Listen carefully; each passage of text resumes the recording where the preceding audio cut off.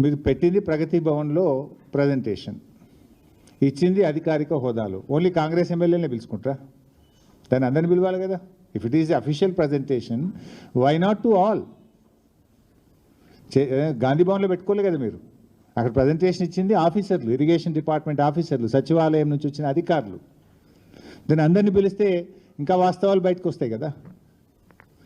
So నిన్నటి power point presentation అది హైదరాబాద్లో ఇచ్చినట్లేదు, అమరావతిలో ఇచ్చినట్టు ఉంది. ఆ పీపీటీ చూసిన వాళ్ళకి ఏమనిపిస్తుంది అంటే, ఇది తెలంగాణ ప్రభుత్వం తయారు చేసిందా లేక చంద్రబాబు నాయుడు గారు తయారు చేసి అమరావతికి వెళ్ళి ఈయనకు పంపిండా అనేటువంటి అనుమానం మాత్రం ఎవరికైనా కలుగుతుంది. ఇలా బనకచెర్లను ఆపాలనే చిత్తశుద్ధి మీకుంటే మీరు చూపాల్సింది ఏంటిది? ఆంధ్రప్రదేశ్ ప్రభుత్వం, చంద్రబాబు నాయుడు గారు కేంద్రానికి రాసిన లేఖలు, జలవనరుల శాఖకు రాసిన లేఖలు, బనకచెర్లను ఆయన ఏ రకంగా ముందుకు తీసుకుపోతున్నాడో చూపించాలి. అది చూపించిందా మీరు? దాని గురించి ఎక్కడా ప్రస్తావన లేదు. చంద్రబాబు గారు బనకచెర్ల మీద కేంద్రానికి రాసిన లేఖలు కానీ, ఆయన మాట్లాడిన మాటలు కానీ నీ పవర్ పాయింట్ ప్రజెంటేషన్లో ఎక్కడ నువ్వు చూపలేదు, దానికి స్థానం దొరకలేదు. ఇప్పుడు కాళేశ్వరం ప్రాజెక్టును అడ్డుకున్నాడు చంద్రబాబు నాయుడు, పాలమూరు ఎత్తిపోతల పథకాన్ని, దిండి ఎత్తిపోతల పథకాన్ని, తుమ్మిళ్ళ లిఫ్టును, భక్తరామదాస్ లిఫ్టును, ఎన్నో తెలంగాణ ప్రాజెక్టులను నేను అడ్డుకున్నాడు. దానికి ఎందుకు నీ పీపీటీలో చూపించలేదు? ఆంధ్రప్రదేశ్ ప్రభుత్వము మన తెలంగాణ ప్రయోజనాల్ని ఎలా దెబ్బగొట్టిందో ఒక్క ముక్కనన్నా చూపించినావా నేను? అంటే బనకచెర్ల గట్టే బాబేమో రేవంత్ రెడ్డికి బంగారమో లెక్క కనబడుతుండ్రు. బనకచెర్లను ఆపాలని పోరాటం చేస్తున్న బీఆర్ఎస్ పార్టీ ఏమో ఈయనకు సచినపాము లెక్క కనబడుతుంది. మరి సచినపామే అయితే ఎందుకు కళలు కూడా బీఆర్ఎస్ పార్టీని కలవరిస్తున్నావు? అసలు నువ్వు ఉపన్యాసం ఇస్తే కేసీఆర్ పేరెత్తకుండా, బీఆర్ఎస్ గురించి మాట్లాడకుండా ఏదైనా ఒక ఉపన్యాసం మాట్లాడతావా నువ్వు? అసలు నీకు నిద్రలో లేపితే కూడా బీఆర్ఎస్ యాదికి వస్తుంది, గులాబీ జెండానే కనబడుతుంది నీకు. ఇప్పుడు నీ పార్టీ, కాంగ్రెస్ పార్టీ కేంద్రంలో 11.5 సంవత్సరాల నుంచి ఇలా అధికారంలో దూరంగా ఉంది. అనేక రాష్ట్రాల్లో కాంగ్రెస్ పార్టీ అధికారం కోల్పోయింది. ఈ దేశంలో అనేక శాసనసభల్లో కాంగ్రెస్ పార్టీ ఒక్క ఎమ్మెల్యే సీటు కూడా గెలవలేదు. మరి ఇలా కొన్ని రాష్ట్రాల్లో కాంగ్రెస్ పార్టీ ఒక్క ఎంపీ సీటు కూడా గెలవలేదు. అంత మాత్రాన నీ కాంగ్రెస్ పార్టీ చచ్చిన పామైందా? నేను అడుగుతా ఉన్నా. నువ్వు పిసిసి అధ్యక్షుడిగా ఉన్నప్పుడు ఈ రాష్ట్రంలో ఉప ఎన్నికలు జరిగితే నీ అధ్యక్షతన జరిగిన ఎన్నికల్లో కాంగ్రెస్ పార్టీ డిపాజిట్ గల్లంతైంది. అప్పుడు కాంగ్రెస్ పార్టీ చచ్చిన పామైందా? ఈ చచ్చిన పాము లాంటి చౌకబారు ముచ్చట్లు మాకు చెప్పకు, నీ రాహుల్ గాంధీకి చెప్పుకునేది ఉంటే. ఈ అతి తెలివితేటలు అవసరం లేదు మిస్టర్ రేవంత్ రెడ్డి గారు. నువ్వు మొన్న ముఖ్యమంత్రి అయిన తర్వాత నీ సొంత జిల్లాలో కూడా బీఆర్ఎస్ పార్టీ ఎమ్మెల్సీ గెలిచింది, గెలవలేదా మొన్న? అహంకారంతో మాట్లాడితే ప్రజలు నిన్ను అత్తపాతాల లోకానికి దొక్కుతారు బిడ్డ, జాగ్రత్త అని హెచ్చరిస్తా ఉన్నా నేను. నీకు బేసిన్ల గురించి మినిమం అవగాహన లేదు. దేవాదులు ఏ బేసిన్లో ఉందంటావు, బంకచెర్ల యాడు ఉందంటావు. బాసన్ల గురించి తెలిసినంత ఈజీ కాదు బేసిన్ల గురించి తెలుసుకోవడం. కనీస అవగాహన లేకుండా మాట్లాడి ఈ రాష్ట్రం పరువు తీస్తూ ఉన్నావు నువ్వు. ఇవాళ ఏదో సామెత ఉంటే చూడు, భయం లేని కోడట బజార్లో గుడ్డు పెట్టిందట. నీ తీరు కూడా గట్లే ఉంది. ఈయనట కేసీఆర్ను ప్రశ్నిస్తారట.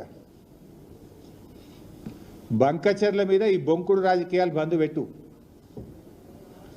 రేవంత్ రెడ్డి గారు, నాడు బాబు కోసం బ్యాగులు మోసి బ్యాగ్ మ్యాన్గా పేరు తెచ్చుకున్నావు.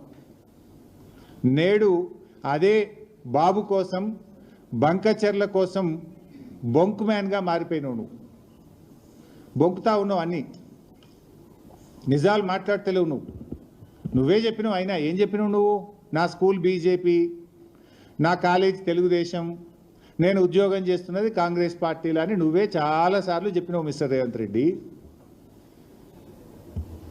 ఇలా నువ్వు టెక్నికల్గా కాంగ్రెస్ ముఖ్యమంత్రివి, కానీ నీ హృదయం అంతా కూడా ఇంకా అక్కడనే ఉన్నదని ఇలా అర్థమవుతా ఉంది రాష్ట్ర ప్రజలకు. ఎందుకంటే నీ స్కూలింగు, కాలేజీ జ్ఞాపకాలు నేను విడిచిపెడతలేవు. ఇంకా నీ మనసు అంతా అక్కడనే కొట్టుకుంటున్నది. ఎందుకంటే నీ ఆచరణలోనే కనబడుతుంది, నేను చెప్పాల్సిన అవసరం లేదు. పోయినసారి కృష్ణా జలాల్లో 65 టీఎంసీలు ఆంధ్రాకు ఎక్కువ ఇచ్చినటువంటి తీరు కానీ, ఇలా గోదావరి బనకచెర్లకు నువ్వు తలుపులు తెలిసిన తీరు కానీ ఏమర్థమవుతుంది? నీ స్కూల్ ఏజ్లో, కాలేజ్ ఏజ్లో ఉన్న ఆ చంద్రబాబు నాయుడు గారితోనో తెలుగుదేశం పార్టీతో ఉన్న నీ అనుబంధాలు ఇంకా నువ్వు మర్చిపోలేకపోతున్నావు. ఇవాళ స్పష్టంగా నేను ఆధారాలతో సహా చెప్పదలుచుకున్నా. ఇప్పుడు చంద్రబాబు నాయుడు గారిని ఈయన ప్రజాభవన్కు పిలిచిండి ఈ మధ్యలో, పోయిన సంవత్సరం మీ అందరికి తెలుసు. జూలై 6, 2024 జూలై 6, 2024 నాడు 2 రాష్ట్రాల మధ్య సమస్యలు పరిష్కరించుకుందామని ప్రజాభవన్కు చంద్రబాబు నాయుడు గారిని ఆహ్వానించాడు. ఆహ్వానించిన తర్వాత ఆ విభజన హామీల ముసుగులో గోదావరి బనకచెర్ల చీకటి ఒప్పందం ప్రజాభవన్ ఆధారంగా రేవంత్ రెడ్డి చంద్రబాబు నాయుడు మధ్య జరిగింది. ఎందుకంటే జూలై 6, 2024 నాడు ప్రజాభవన్లో రేవంత్ రెడ్డి చంద్రబాబు నాయుడుల మీటింగ్ జరిగింది. ఆ తర్వాతనే ప్రాజెక్టు పనులు స్టార్ట్ అయినాయి. రేవంత్ రెడ్డి గారు అదే రోజు ప్రజాభవన్ వేదికగా తెలంగాణ నీటి హక్కులకు మరణ శాసనం రాసిండు రేవంత్ రెడ్డి. ఆ తర్వాత ఏమైంది? జూలై 6, 2024 రేవంత్ చంద్రబాబు కలిసిండ్రు. సెప్టెంబర్ 13, 2024 ఉత్తమ్ కుమార్ రెడ్డి గారు సతీ సమేతంగా బెజవాడకు పోయి బజ్జీలు తినొచ్చిండు. అక్కడ సైలెంట్ అయిపోయింది. ఇక బెజవాడ బజ్జీలు తిని బెజవాడకు పోయి చంద్రబాబు నాయుడు సతీ సమేతంగా కలిసి గోదావరి బనకచెర్లకు ఉత్తమ్ కుమార్ రెడ్డి కూడా పచ్చ జెండా ఊపిండు. ఆనాడు రేవంత్ రెడ్డి ప్రజాభవన్ వేదికగా, బెజవాడ వేదికగా ఉత్తమ్ కుమార్ రెడ్డి ఈ ఇద్దరు కలిసి ఈ గోదావరి బనకచెర్లకు జెండా ఊపిండ్రు.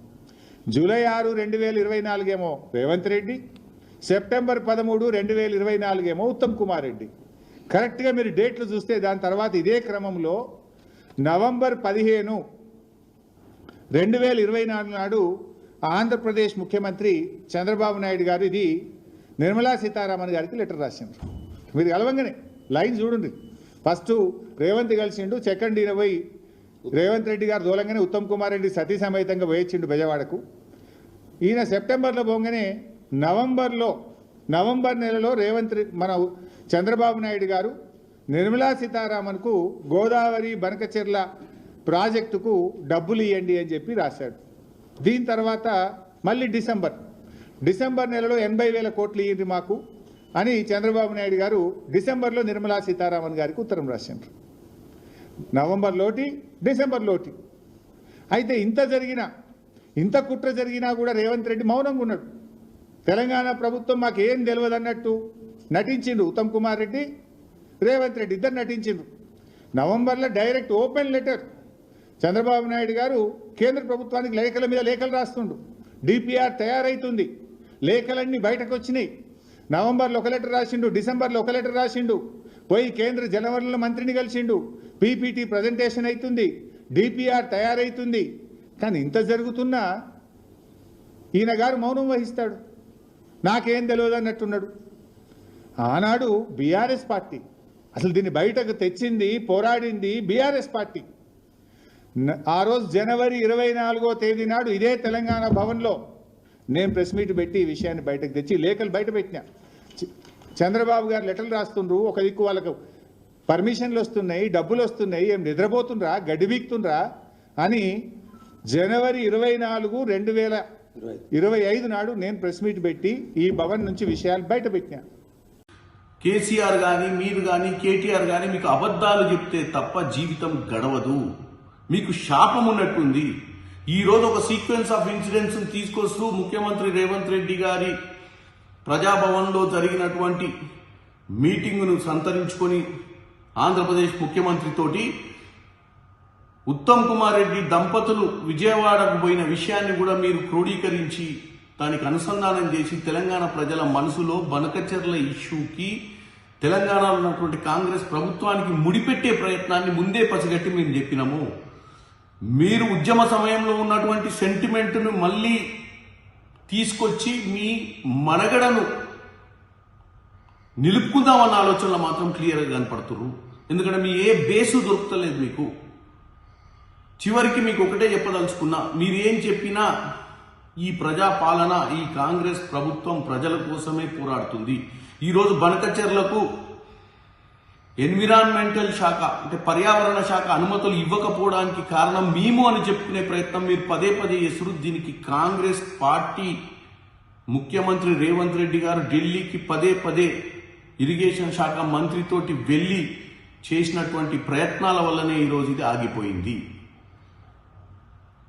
మాకే గనక అటువంటి సంబంధం ఉంటే ఆ ప్రయత్నాలు కాదు కదా, ఏం చేసేవాళ్ళం కాదు. కానీ మీరు కావాలని చెప్పి మీరే ఒకసారి సిద్దిపేటలో ఇంకెక్కడో మీరు ప్రెస్ మీట్ పెట్టినందుకు మేము అలర్ట్ అయినామని చెప్పి ఏదైతే చెప్తుర్రో అది తెలంగాణ ప్రజలు అర్థం చేసుకోవాలి. ఇది హరీష్ రావు గారి జిమ్మిక్స్.